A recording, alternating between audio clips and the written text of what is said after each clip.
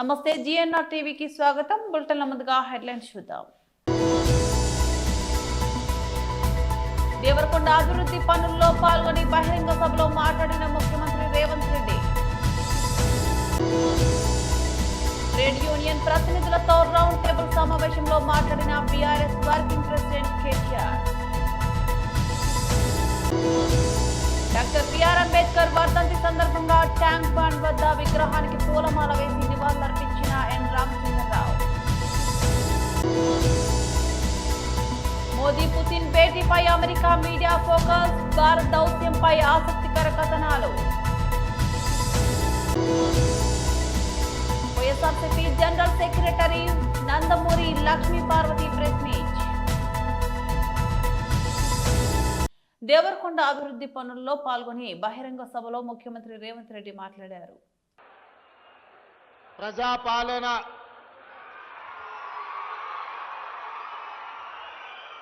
రెండు సంవత్సరాలు పూర్తి చేసుకుంటున్న సందర్భంలో మీ అభిమాన నాయకుడు, నాకు వ్యక్తిగతంగా మంచి మిత్రుడు, దేవరకొండ శాసనసభ్యులు బాలు నాయక్ గారి అధ్యక్షతన విజయోత్సవ సభను ఏర్పాటు చేసి వేలాది మంది దేవరకొండ బిడ్డలు ఇక్కడికి విచ్చేసి మీ గుండెల నిండా అభిమానం ఉన్నది, ఈ అభిమానం ఎల్లకాలం శాశ్వతంగా మీరు అండగా నిలబడతామని మద్దతు తెలియజేసినందుకు మనస్ఫూర్తిగా మీ అందరికీ అభినందనలు, కృతజ్ఞతలు తెలియజేస్తున్నా. మిత్రులారా, ఈ విజయోత్సవ కార్యక్రమంలో నాతో పాటు శాసన మండలి చైర్మన్ పెద్దలు గుత్తా సుఖేందర్ రెడ్డి గారిని, సాగునీటి పారుదల శాఖ మరియు సివిల్ సప్లైస్ మినిస్టర్, మీ అభిమాన నాయకులు పెద్దలు ఉత్తమ్ కుమార్ రెడ్డి గారిని, అదేవిధంగా దేవరకొండ నియోజకవర్గ ప్రజలకు ఎప్పుడు ఏ అవసరం వచ్చినా కూత వేస్తే పలికే మంత్రివర్గ సభ్యులు సోదరులు కోమటిరెడ్డి వెంకటరెడ్డి గారిని, అదేవిధంగా సహచర కమ్యూనిస్టు సోదరులు, శాసన మండలి సభ్యులు నెల్లికుంట సత్యం గారిని, అదేవిధంగా మిర్యాలగూడ శాసన సభ్యులు బత్తుల లక్ష్మారెడ్డి గారిని, నాగార్జున సాగర్ శాసన సభ్యులు యువమిత్రులు కుందూరు జయవీర్ రెడ్డి గారిని, అదేవిధంగా తుంగతుర్తి శాసన సభ్యులు మిత్రులు మందుల సామిల్ గారిని, అదేవిధంగా మీకు ఆనుకొని ఉన్న ఈ పక్కనే ఉండే నా సొంత శాసనసభ నియోజకవర్గమైన అచ్చంపేట శాసన సభ్యులు డాక్టర్ వంశీకృష్ణ గారిని, దేవరకద్ర శాసన సభ్యులు మిత్రుడు మధుసూదన్ రెడ్డి గారిని, వివిధ కార్పొరేషన్లకు సంబంధించిన చైర్మన్లను, మాజీ శాసన సభ్యులను, ప్రభుత్వ అధికారులను, ప్రాణ సమానులైన కాంగ్రెస్ పార్టీ కార్యకర్తలు వేలాదిగా తరలి వచ్చి దేవరకొండ గడ్డ కాంగ్రెస్ పార్టీకి అడ్డా అని నిరూపించినందుకు మీ అందరినీ మనస్ఫూర్తిగా అభినందిస్తున్నా. ట్రేడ్ యూనియన్ ప్రతినిధులతో రౌండ్ టేబుల్ సమావేశంలో బీఆర్ఎస్ వర్కింగ్ ప్రెసిడెంట్ కేటీఆర్ మాట్లాడారు. ఈ మధ్యకాలంలో నాకు తెలిసినంత వరకు అసెంబ్లీ సమావేశాల్లో కానీ పార్లమెంట్ సమావేశాల్లో కానీ ఈ మాట అంటే మళ్ళీ ఇవ్వడం తిడతాడు నాకు తెలుసు. అయినా సరే, ఎందుకంటే ఇంత సాకల్యంగా ఒక ముఖ్యమైన అంశం మీద, కోట్లాది మంది కార్మికులకు సంబంధించిన అంశం మీద ఇంత సాకల్యంగా చర్చ బహుశా పార్లమెంట్లో అసెంబ్లీలో కూడా జరగలేదు. కాబట్టి చర్చలో పాల్గొని అర్థవంతమైన చాలా ఆలోచనను రేకెత్తించే విధంగా మరి సూచనలు, సలహాలు, అదేవిధంగా భవిష్యత్తుకు దిశానిర్దేశం చేసిన మిత్రులందరికీ ముందుగా ధన్యవాదాలు. ఇవాళ మహానుభావుడు భారతరత్న డాక్టర్ బాబాసాహెబ్ అంబేద్కర్ గారి వర్ధంతి. వారు చెప్పిన ఒక గొప్ప మాట, బోధించు, సమీకరించు, పోరాడు. అంబేద్కర్ తత్వమే క్లుప్తంగా చెప్పాలి అంటే బోధించాలి, సమీకరించాలి, పోరాడాలి. అంటే ఎప్పుడైనా అన్యాయం జరుగుతున్నప్పుడు ఎలుగెత్తాలి, ప్రజలకి ముఖ్యంగా సహచరులకి మిత్రులకి మనం ఆ రోజున్న సమస్య యొక్క తీవ్రత ఎప్పటికప్పుడు ప్రజల్ని సమీకరిస్తూ వారికి విషయంలో ఉన్న లోతును బోధిస్తూ సందర్భానుసారంగా పోరాడాలి అని ఆ మహానుభావుడు అంబేద్కర్ గారు ఏదైతే చెప్పారో దానికి అనుగుణంగానే మనం తెలంగాణ ఉద్యమాన్ని కేసీఆర్ గారి నాయకత్వంలో పోరాటాన్ని కూడా నడుపుకున్నాం. వారు రాసిన రాజ్యాంగం ఆలంబనగానే ఇవాళ ఆర్టికల్ 3 ఆధారంగానే మనం రాష్ట్రాన్ని కూడా సాధించుకున్నాం. కాబట్టి ఆ మహనీయుడికి ముందుగా నివాళులు అర్పిస్తూ మనందరి తరపున సంస్కరణల పేరిట ప్రభుత్వాలు తెచ్చే చట్టాలు, ఇవాళ శ్రమశక్తి ఈ లేబర్ కోడ్స్ ఏదైతే ఉన్నదో సంస్కరణల పేరిట, ఎందుకంటే రిఫార్మ్స్ అవసరం అని చెప్తూ ఉంటారు పెద్దలు, మంత్రులు కానీ ప్రభుత్వంలో ఉన్న పెద్దలు కానీ, రిఫార్మ్ జరగాలి. ఇంకా కొంతమంది ఒక అడుగు ముందుకేసి చెప్తారు, పర్ఫామ్ చేయాలంటే రిఫార్మ్ ఉండాలి, లేకపోతే పెరిష్ అయిపోతాం, అంటే మిగిలిన మాయమైపోతామని చెప్తూ ఉంటారు. రిఫార్మ్ అవసరమే, సంస్కరణ అవసరమే, కానీ సంస్కరణకు తప్పకుండా ప్రజాస్వామ్యాన్ని బలోపేతం చేసే దిశగా సంస్కరణ జరగాలి, దేశాన్ని బలోపేతం చేసే దిశగా సంస్కరణ జరగాలి తప్ప దేశాన్ని, ముఖ్యంగా దేశంలో ఉండే అన్ని వర్గాలని కలుపుకొని పోయే దిశగా సంస్కరణ ఉండాలి తప్ప కొన్ని వర్గాలను తొక్కేసే విధంగా, కొన్ని వర్గాలను పక్కన పెట్టే విధంగా సంస్కరణ జరిగితే అది సంస్కరణ కాదు, దానివల్ల అల్టిమేట్గా వచ్చేది చెడు తప్ప మంచి జరగదు. ఈ మాట ఎందుకంటా ఉన్నా అంటే మన దేశం నిజంగా కూడా ఒక వైవిధ్యభరితమైన దేశం. ఒకవైపు ప్రపంచంలోనే అతిపెద్ద కుబేరుడు మన దేశం వాడే, ప్రపంచంలోనే అతిపెద్ద కుబేరుడు మన దేశం వాడే. అట్లాగే ప్రపంచంలో ఉన్న అత్యంత పేదరికం ఎక్కడుంది ప్రపంచంలో అంటే కోవిడ్ తర్వాత ఒక లెక్క తీస్తే ఆఫ్రికాలో లేదు. అత్యధిక పేదలున్న దేశం ఏది అంటే మన భారతదేశం. అంటే ప్రపంచ కుబేరుడు మన దగ్గరనే ఉన్నాడు, ప్రపంచంలో పేదరికం అత్యధికంగా ఎక్కడుందంటే మన దేశంలోనే ఉంది. ఇది వాస్తవం. అంటే అందుకే నేను అన్నది వైవిధ్యభరితం అని. ఇంకొక అడుగు ముందుకే చెప్పాలంటే మనది ఇది వైవిధ్యభరితం కాదు, ఇది వైవిధ్య భారతం. అట్లాంటి భారతదేశం మనది. అట్లాంటి ఈ దేశంలో మరి సింహభాగం ప్రజలు, అధిక శాతం ప్రజలు పేదరికానికి దిగువ ఉన్నారని ప్రభుత్వాలే చెప్తున్నాయి. ఇప్పుడు ఉదాహరణకు తెలంగాణ తీసుకోండి. తెలంగాణలో ఇవాళ 92-93% మందికి తెల్ల కార్డులు ఉన్నాయి, రేషన్ కార్డులు. తెల్ల కార్డు అంటే ఏంది? BPL, below poverty line. మరి 92-93% బిలో పావర్టీ లైన్ ఉన్నారని మనమే ఒప్పుకుంటూ ప్రభుత్వాలే ధృవీకరణ ఇస్తూ మరొక వైపు మనం తెచ్చే సంస్కరణలు ఎట్టుండాలా? వాళ్ళను కడుపులో పెట్టుకుని చూసుకునే విధంగా ఉండాలా.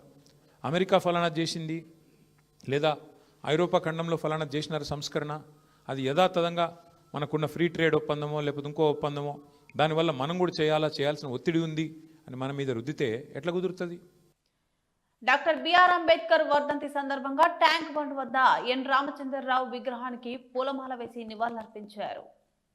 ఈరోజు బాబాసాహెబ్ అంబేద్కర్ గారి యొక్క వర్ధంతి సందర్భంగా భారతీయ జనతా పార్టీ తరఫు నుంచి మా కార్యకర్తలు, మా నేతలు, మా దళిత మోర్చా అధ్యక్షులైనటువంటి కాంతి గారు, మా జనరల్ సెక్రటరీ వేముల అశోక్ గారు, గౌతమ్ రావు గారు, మరి అశోక్ గారు, మన దేవేందర్ గారు, మరి వారితో పాటు చాలామంది భుజేందర్ గారు, అనేక మంది నాయకులు ఇక్కడ నివాళులు అర్పించడం జరిగింది.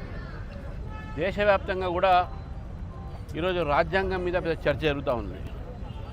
రాజ్యాంగాన్ని రచించినటువంటి ఆ మహనీయుడు, రాజ్యాంగంగా రచించే సమయంలో అధ్యక్షత వహించినటువంటి మహనీయుడు డాక్టర్ అంబేద్కర్ గారిని ఈరోజు అందరూ కూడా స్మరించాల్సిన అవసరం ఉన్నది. ఈరోజు దేశానికి ఒక మార్గదర్శనము, ఒక దిశా నిర్దేశం ఇచ్చినటువంటి వ్యక్తి బాబాసాహెబ్ అంబేద్కర్ గారు. బాబాసాహెబ్ అంబేద్కర్ గారు ఒక లాయర్గా, ఒక టీచర్గా, ఒక రాజకీయ నాయకుడిగా, ఒక స్టేట్స్మెన్గా, ఒక డిప్లొమాట్గా ఈరోజు ప్రపంచంలో వారి యొక్క స్థానాన్ని వారు సంపాదించుకుంటారు. భారతదేశంలో కాదు, ప్రపంచం అంతా కూడా వారిపైన అధ్యయనం జరుగుతూ ఉన్నది. కానీ దురదృష్టశాతం ఏంటంటే మన దేశంలో కాంగ్రెస్ పార్టీ దాదాపు 60 సంవత్సరాలు పరిపాలించిన తర్వాత వారిని గుర్తించలే. 1990లో వారికి భారతరత్న ఇవ్వడం జరిగింది, అది కాంగ్రెస్ ఇతర ప్రభుత్వంలో. అదేవిధంగా వారు సంబంధించినటువంటి 5 పవిత్రమైన స్థానాలుగా భావించేటటువంటిగా భారత ప్రభుత్వం నరేంద్ర మోదీ గారు వచ్చిన తర్వాత పంచతీర్థ మహులో పుట్టిన దగ్గర నుంచి వారి చివరి శ్వాసం విడిచిన స్థానాలు అన్ని 5 స్థానాలు లండన్లో చదువుకున్నటువంటి ఒక రూమ్ అయితే ఏంది భారత ప్రభుత్వం కొనుక్కొని అక్కడ లైబ్రరీ ఒక రీసెర్చ్ సెంటర్ పెట్టడం జరిగింది. కాబట్టి బాబాసాహెబ్ అంబేద్కర్ గారికి నివాళులు ఏది ఉందో అది మన రాజ్యాంగం మీద మన నమ్మకాన్ని మనము పెట్టి ఆ రాజ్యాంగాన్ని గౌరవించే రోజు, భారతదేశాన్ని గౌరవించే రోజు, మన బడుగు బలహీన వర్గాల కోసము పోరాడి వారికి న్యాయము ఇవ్వాల్సినటువంటిగా మనం ఆ ఒక ఆలోచనతో యువత ప్రజలు ఉండాలి అని చెప్పి ఆలోచనతో ఎప్పుడైతే మనం ఉంటామో అప్పుడే మనం నిజమైనటువంటి నివాళులు మన భారతరత్న డాక్టర్ బాబాసాహెబ్ అంబేద్కర్కు అందించినది. కాబట్టి ఈ సందర్భంగా నేను నా పార్టీ తరఫు నుంచి వారికి నివాళులు అర్పిస్తూ మన దేశ ప్రజలందరూ కూడా వారిని స్మరించి వారు చూపెట్టిన దారిలో నడవాలని చెప్పి కూడా కోరుతాం. ప్రధాని నరేంద్ర మోదీ రష్యా అధ్యక్షులు వ్లాదిమిర్ పుతిన్ మధ్య ఢిల్లీలో జరిగిన శిఖరాగ్ర సమావేశంపై అమెరికాలోని ప్రముఖ మీడియా సంస్థలు ప్రత్యేక దృష్టి సారించాయి. రష్యా, పాశ్చాత్య దేశాల మధ్య భారత్ అనుసరిస్తున్న వ్యూహాత్మక సమతుల్యతకు ఈ భేటీ ఒక పరీక్ష అని విశ్లేషించాయి.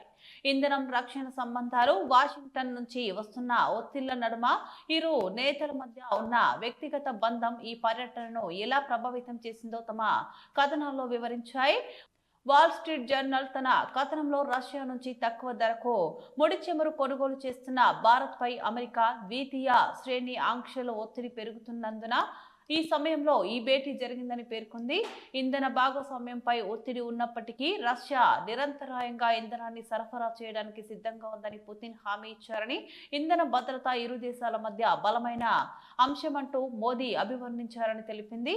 వాషింగ్టన్ పోస్ట్ ప్రకారం ఈ సమావేశం భారత్ విదేశాంగ విధానంలో ఒక కీలక ఘట్టం. ఉక్రెయిన్ శాంతి చర్చల కోసం వాషింగ్టన్ ఒత్తిడి తెస్తున్నప్పటికీ మాస్కోతో పాత సంబంధాలను కొనసాగించడానికి భారత్ చేస్తున్న ప్రయత్నాలకు ఇది నిదర్శనమని, పుతిన్ కు మోదీ ఆత్మీయ ఆలింగనంతో స్వాగతం పలకడాన్ని, 2030 నాటికి ద్వైపాక్షిక వాణిజ్యాన్ని $100 బిలియన్ పెంచాలన్న లక్ష్యాన్ని ఈ కథనం హైలైట్ చేసింది. YSRCP general secretary Nandamuri Lakshmi Parvathi press meet నిర్వహించారు. నవరత్నాలన్నీ కూడా అమలు చేస్తూ ఏ ఒక్క రోజైనా ఈ భేద పలుకు పలికారా? లేకపోతే మరి మీకు నేనేమి చెయ్యలేను, చాలా నిస్సహాయంగా ఉన్నాను అనే మాట ఆయన నోటి నుంచి ఎప్పుడైనా వచ్చిందా? అందువల్ల ముఖ్యమంత్రి అంటే అట్లా ఉండాలా? ఇదే ముఖ్యమంత్రి, ఇదేం పరిపాలన? పోనీ చేసావు, 2.5 లక్షల అప్పులు తీసుకొచ్చి, కోట్ల అప్పులు తీసుకొచ్చి ఇచ్చినటువంటి పథకాల హామీలు ఏమన్నా ఒక్కటన్నా నెరవేర్చగలిగారా అంటే అది లేదు. తండ్రి కొడుకులు మాత్రం బయలుదేరుతున్నారు. ఏది? ఈవెంట్ షోలకి. ఈవెంట్స్ ఎంత బ్రహ్మాండంగా చేస్తున్నారంటే, ఎందుకంటే చేతిలో డబ్బులు లేవు, దానికి 60,000 కోట్ల రూపాయలకు అసలు లెక్కలు కూడా చూపలేదని కేంద్ర ప్రభుత్వం అడిగింది. దానికి ఇంతవరకు సమాధానం లేదు. అవి దారి మళ్లిపోయినాయి. గతంలో కూడా 14 నుంచి 19 వరకు ఇతని పరిపాలనా కాలంలో కూడా 1,50,000 కోట్లు బ్యాంకులో లెక్కలు చూపకుండానే మాయమైపోయినాయి. మరి వాటి మీద ఎందుకనే నియంత్రణ లేదో కేంద్ర ప్రభుత్వం మరి అర్థం కాదు. ఈ విధంగా ప్రజల సొమ్మును కాజేయటమే వీళ్ళకు ఒక లక్ష్యం తప్ప పరిపాలించాలి అనేది ఎక్కడ ఏ కోశానా లేదు. ప్రజలంటే వాళ్ళకి చాలా చులకన, చిన్న చూపు. ఎంతసేపు అధికారం, ఎందుకంటే డబ్బు సంపాదించుకోవాలా, ఆ డబ్బు ఖర్చు పెట్టి అందరినీ మేనేజ్ చేసుకోవాలి, వ్యవస్థలన్నింటినీ కూడా మేనేజ్ చేసుకోవాలి. అప్పుడప్పుడు ప్రజల ముందుకెళ్ళి ఒక షో చేస్తూ ఉండాలి. ఇప్పుడు కూడా అలాంటిదే నిన్న చూసాం మేము. ఇక్కడ పార్వతీపురం మన్యం జిల్లాలో మరి భామిని స్కూల్లో చాలా ఈవెంట్ జరిగింది. అక్కడ పెద్ద ఈవెంట్. ఎందుకంటే ఇది వైఎస్ రాజశేఖర రెడ్డి గారు కట్టించిన స్కూల్. ఇది చూడండి, ఇది వైఎస్ రాజశేఖర రెడ్డి గారు ఈ స్కూల్ కట్టించారు.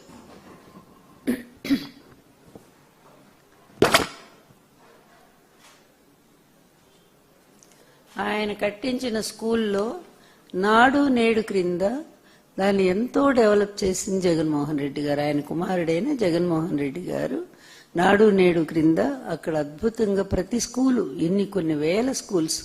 అందుకని ఆయన టైంలో అసలు ఎక్కడ నో వేకెన్సీ, ఏ స్కూల్లో కూడా అడ్మిషన్ దొరకలేదు. అప్పుడు పెద్ద పెద్ద వాళ్ళు ఐఏఎస్లు, ఐపీఎస్లు కూడా వాళ్ళ పిల్లల్ని మరి గవర్నమెంట్ స్కూల్స్లో చేర్పించడానికి ప్రయత్నం చేస్తే స్కూల్ ఇక్కడ విజయవాడలో చూశాను నేను, ఎక్కడికి వెళ్ళినా కూడా లేవు, ఖాళీలు లేవనే బోర్డే కనపడింది. అంత అద్భుతంగా జరిగింది ఆనాడు విద్యా వ్యవస్థకు పెద్దపీట వేసిన ఆనాటి ముఖ్యమంత్రి జగన్మోహన్ రెడ్డి గారి పరిపాలన ఇక్కడ. ఈ తండ్రి కొడుకుల మెగా షోలు ఎక్కడ చూడలేక చస్తా ఉన్నారు జనాలు. వెళ్తారు అప్పుడప్పుడు, ఎందుకంటే పని బాట ఏం లేదు, వారానికి 5 రోజులు తిరుగుతారు, మరి చాపర్లో తిరుగుతూనే ఉంటారు. ప్రభుత్వ సొమ్ము ఇష్టం వచ్చినట్టుగా ఇప్పటికీ లోకేష్ 86 సార్లు 90 సార్లు ఆయన వెళ్ళాడు. పవన్ కళ్యాణ్ ఆయన అంతే, చంద్రబాబు అంతే. వీకెండ్ వస్తే ఎక్కడుంటారో కూడా తెలియదు. ఇదిగాక చాపర్లు తీసుకొని విదేశాలకు కూడా తిరుగుతున్నారు. అంతా ప్రజల సొమ్మే. మేడ్చల్ జిల్లా మేడిపల్లి పిఎస్ పరిధి నారపల్లిలోని ఇంజనీరింగ్ కళాశాల వద్ద తీవ్ర ఉద్రిక్తత చోటు చేసుకుంది. ఫస్ట్ ఇయర్ చదువుతున్న చందు అనే యువకుడు అయ్యప్ప మాలాధారణలో కాలేజీకి రాగా స్టూడెంట్ అయ్యప్ప దుస్తులు విప్పించి కాలేజ్ యూనిఫామ్ వేయించాడంటూ అయ్యప్ప స్వాములు, హిందూ సంఘాలు, బీజేవైఎం నాయకులు పెద్ద సంఖ్యలో కాలేజీ ముందు ఆందోళన చేశారు. సాంచరణం సాములందరికీ, నా పేరు Chandu, engineering college Nalla Malla Reddy first year college చదువుతున్నా.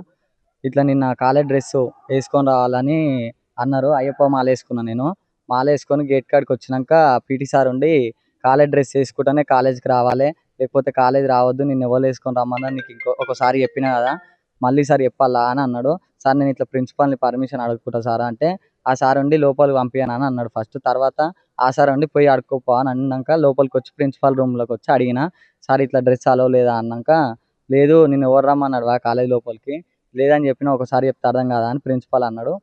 అన్న తర్వాత నేను లోపలికి ఎవరికి పంపించారు అంటే, ఇట్లా పీటీ సార్ గేట్ దగ్గర పంపించారు. ప్రిన్సిపాల్ సార్ని పర్మిషన్ అడిగాక పీటీ సార్ కాడికి పోయి రమ్మంటుండు ప్రిన్సిపాల్ సార్ అని చెప్పమని అన్నాడు. ప్రిన్సిపాల్ సార్ దగ్గరికి పీటీ సార్ని తీసుకొచ్చిన. నేను తీసుకొచ్చి సార్ ఇట్లా పీటీ సార్ ప్రిన్సిపాల్ సార్ కాడికి రాగానే ప్రిన్సిపాల్ సార్ ఉండి పీటీ సార్ని నిన్ను ఎవరు పంపేమన్నాడు లోపల పంపేమని నేను చెప్పి అటు నుంచి అటే వెళ్ళగొట్టక అని పీటీ సార్ని ప్రిన్సిపాల్ సార్ అన్నాడు. సార్ ఎందుకు సార్ ఇట్లా అని నేను అడిగితే, నీకేంటి ఒకసారి చెప్తే అర్థం అవుతలే, మేము 18 సంవత్సరాల నుంచి చేస్తున్నాం, నువ్వు వచ్చి కొద్దిగా పెద్ద నీతులు చెప్తున్నావు అని పీటీ సార్ నన్ను అన్నాడు. ప్రిన్సిపాల్ సార్ ఇట్లుండి, నువ్వు ఇడికెంచి పోవా, ఫస్ట్ ఇడికెంచి పోవా, లేకపోతే 200 పెట్టి బయట సివిల్ సెట్ కొనుక్కొని రా అని అన్నాడు స్వామి. పెద్దపల్లి జిల్లా రామగుండం పోలీస్ కమిషనరేట్ కార్యాలయం ఆవరణలో 63వ హోంగార్డ్స్ రైజింగ్ డే కార్యక్రమాన్ని ఘనంగా నిర్వహించారు. ఈ కార్యక్రమంలో police commissioner Amber Kishor Jha, admin DCP శ్రీనివాసులతో పాటు పెద్దపల్లి, మంచిర్యాల జిల్లాల పోలీస్ అధికారులు పాల్గొన్నారు. ముందుగా Ramagundam police commissioner Amber Kishor Jha commissionerate parade ground లో మొక్కలను నాటారు. అనంతరం హోంగార్డ్స్ గౌరవ వందనం స్వీకరించారు. ఈ సందర్భంగా ఉత్తమ ప్రతిభ కనబరిచిన హోంగార్డులకు ప్రశంసా పత్రాలు అందజేశారు.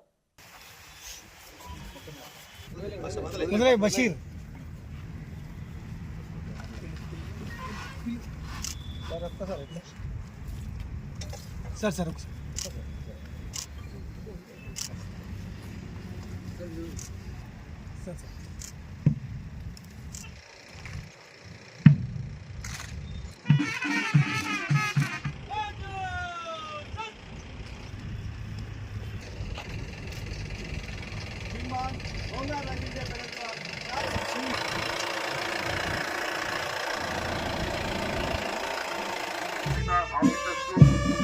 మరియు ఈ యొక్క అలాగే మిత్ర ఆర్యులందరూ కూడా ఈ యొక్క వేడుకలో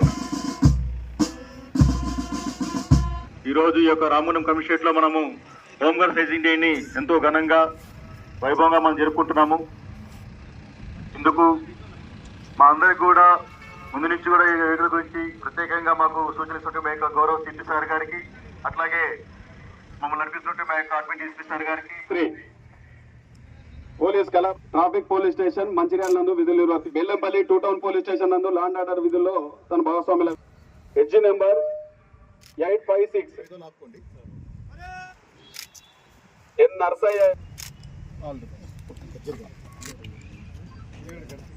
మన ఆర్ఐ హోంగార్డ్ గారికి, అందరు కమాండర్స్, ప్లాటూన్ కమాండర్ కి, మెన్ కి, మీ డిసిప్లిన్, మీ ఫిట్నెస్ ఇప్పుడు చూస్తే no one can differentiate regular force, even best of the best force అట్లా మీరు పర్ఫార్మ్ చేశారా.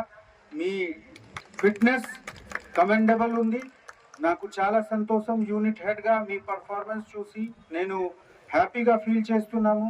ఇదే విధంగా మనము నెక్స్ట్ ఇయర్ కూడా చేయాలి. ఒక సంవత్సరం సేవ, నెక్స్ట్ ఇయర్ కూడా ఇదే విధంగా సేవ చేయాలి. ఆ భావనతో ఈరోజు ఈ ప్రోగ్రాం మనము కండక్ట్ చేస్తున్నాము. మీ అందరు ఆఫీసర్స్కి కూడా ఒక మాట నేను చెప్తున్నాము. నేను ఎప్పుడు కూడా యూనిట్లో విభేదాలు చేయలేము. అందరికీ హోంగార్డ్ ఉంటే, మెన్ ఉంటే, ఏ డివిజన్లో పని చేస్తున్నా ఉంటే అందరికీ సమానంగా చూసుకోవడానికి నా రిక్వెస్ట్ అందరు ఆఫీసర్స్తో కూడా ఉంది. ఎందుకు హోంగార్డ్ నేను చూస్తున్నాము ఎక్స్ట్రీమిజం టైం నుంచి వాళ్ళు చేసిన త్యాగం, తపం, బలిదానం ఎవరితో తక్కువ లేదు. ఆఫీసర్స్తో, మెన్తో ఎక్కడ కూడా మీరు కంపారిజన్ చేస్తే వాళ్ళు పోటీపడి బరాబర్గా కొన్నిసార్లుగా మన ముందు వెళ్ళి పని చేసేవాళ్ళు. So I thank all of you. మీ ఆర్గనైజేషన్కి నేను థ్యాంక్స్ చెప్తున్నాము. మీతో ముందు ఉన్న మీ సీనియర్స్కి ఎవరు రిటైర్ అయిపోయారు వాళ్ళకి కూడా ఈ అవసరంలో లాస్ట్ సంవత్సరం రిటైర్డ్ అయిన హోంగార్డ్ ఆఫీసర్స్కి కూడా నేను థ్యాంక్స్ చెప్తున్నాము. And I wish you all the best. Thank you. Bulletin ముగించే ముందు మరోసారి హెడ్లైన్స్ చూద్దాం. దేవరకొండ అభివృద్ధి పనుల్లో పాల్గొని బహిరంగ సభలో మాట్లాడిన ముఖ్యమంత్రి రేవంత్ రెడ్డి. ట్రేడ్ యూనియన్ ప్రతినిధులతో రౌండ్ టేబుల్ సమావేశంలో మాట్లాడిన BRS working president KTR. Doctor B R Ambedkar వర్ధంతి సందర్భంగా ట్యాంక్ బండ్ వద్ద విగ్రహానికి పూలమాల వేసి నివాళులర్పించిన ఎన్ రామచంద్రరావు. మోదీ పుతిన్ భేటీపై అమెరికా మీడియా ఫోకస్, భారత్ దౌత్యంపై ఆసక్తికర కథనాలు. YSRCP general secretary Nandamuri Lakshmi Parvathi press meet. ఇవి బులెటిన్ అప్డేట్స్. మరో బులెటిన్లో మళ్ళీ కలుద్దాం. అంతవరకు సెలవు. నమస్తే.